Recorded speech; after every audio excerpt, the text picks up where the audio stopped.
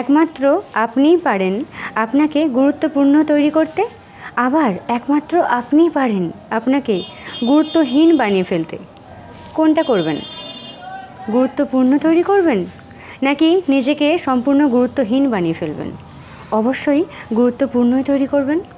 তো আজকে সেরকমই কিছু টিপস আমি আপনাদের সাথে শেয়ার করছি, যে টিপসগুলো ফলো করলে আপনি অবশ্যই নিজেকে অনেকটা গুরুত্বপূর্ণ তৈরি করতে পারবেন।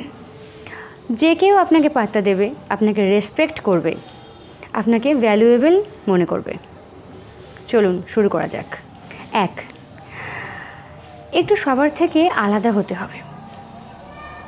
সবাই যেটা করছে আমাকে ওইটাই করতে হবে এমনটা কিন্তু নয়।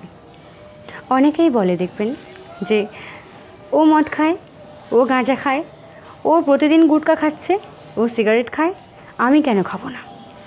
ওরা খাচ্ছে, ওদের কিছু হচ্ছে না, আর আমি খেলে আমার যত প্রবলেম হবে আমিও খাবো। এই যে বিষয়টা না, একটু চেঞ্জ করতে হবে। সবাই করছে বলে আপনাকেও করতে হবে এমনটা নয়। সবাই খারাপ নেশাগ্রস্ত হচ্ছে বলে আপনাকেও খারাপ নেশা করতে হবে এমনটা কোথায় লেখা আছে? নিজেকে যদি গুরুত্বপূর্ণ বানাতে হয় তাহলে অবশ্যই সবার থেকে একটু আলাদা হতে হবে। এটাই আমরা অনেকেই ভুলে যাই। চাই কিন্তু ভুলে যাই। তো সবার থেকে আলাদা হতে হবে আপনাকে যদি গুরুত্বপূর্ণ তৈরি করতে হয়। কে কী করছে না করছে আপনাকে দেখতে হবে না। আপনি যেটা ভালো মনে হয়, যেটা আসলেই ভালো, আপনি সেইটা করুন। বাকিদের সাথে কি হচ্ছে না হচ্ছে দেখার দরকার নেই। হয়ে গেল 1 নম্বর পয়েন্ট। এবার নাম্বার 2, দেখুন, কথায় কথায় রিকোয়েস্ট করাটা বন্ধ করতে হবে। আপনার কাছের লোক, আত্মীয় স্বজন, বন্ধু বান্ধব যেই হোক না কেন, কোনো একটা বিষয় নিয়ে বা কোনো একটা ব্যাপার নিয়ে আপনার কাছের মানুষটিকে আপনি রিকোয়েস্ট করলেন যে প্লিজ এটা একটু করে দেবে, প্লিজ এটা একটু পাঠিয়ে দেবে, প্লিজ এটা একটু হেল্প করে দেবে, খুব ভালো হতো।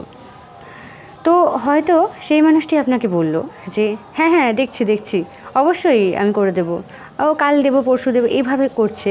আপনি তাকে বারংবার রিকোয়েস্ট করতেই থাকছেন।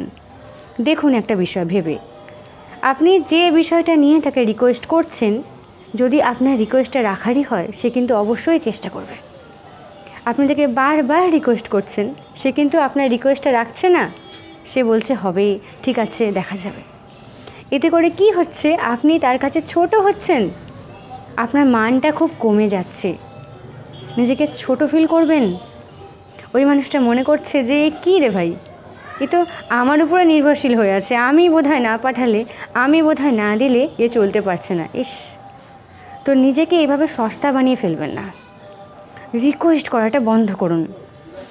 যে মানুষটা আপনার রিকোয়েস্ট রাখতে পারে না বা জানে না, তার কাছে কখনো রিকোয়েস্ট করবেন না। সরে আসুন, ভালো থাকবেন, নিজের মানটা ভালো থাকবে, নিজেকে অ্যাভেলেবেল করে ফেলবেন না। এটা খুব অন্যায়। প্রত্যেকটি মানুষের একটা ব্যক্তিত্ব আছে, একটা গুরুত্ব আছে, সেটাকে বজায় রাখা দায়িত্বটা সেই মানুষটিরই। বুঝতে পারলেন? হয়ে গেল। এবার 3 নম্বর পয়েন্ট, দেখুন, সৎ পথে চলতে হবে, সৎ কর্ম করতে হবে। তাহলে কে কী বলছে আপনাকে নিয়ে আপনি এত কানেও তুলবেন না। কানে ঢোকা তো দূরের কথা, কান থেকে এত দূর এসেই ফিরে চলে যাবে, এটা মাথায় রাখবেন। আপনি যদি সৎ হন, আপনি জানেন যে আমি যে কাজটা করছি এটা সৎ পথে, এটা ভালো কাজ, আপনার কাজটা যদি ভালো হয় আর ঈশ্বরের চোখে যদি ভালো হয়, তাহলে বাকিদের কানে নেওয়ার কোনো দরকারই নেই। তারা বলুক না তাদের মতন, তাদের কাজ তারা করবে, আপনার কাছে আপনি ফোকাস করুন। তাই সৎ হবেন, অযথা কারোর উপর রাগও আসবে না। কে কী আলোচনা করছে আপনাকে নিয়ে এটা আপনার মাথাতেও আসবে না। বলুক বাকিরা, আমি ঠিক আছি, কথা আছে, নিজে ভালো তো জগৎ ভালো। আপনি ঠিক থাকলে কারো কথা মাথায় নেওয়ারও দরকার পড়বে না। ভালো থাকবেন, এই বিষয়গুলো একটু মাথায় রাখবেন। নিজেকে অ্যাভেলেবেল করে ফেলবেন না। প্রত্যেকটি মানুষের একটা গুরুত্ব আছে, যে আপনাকে পাত্তা দেয় না তাকেও পাত্তা দেবেন না। যেখানে পাত্তা পাওয়ার হবেন আপনি সেই জায়গায় যোগ্য পাত্তা পাবেন, এটা মনে রাখবেন। ভালো থাকবেন, টাটা।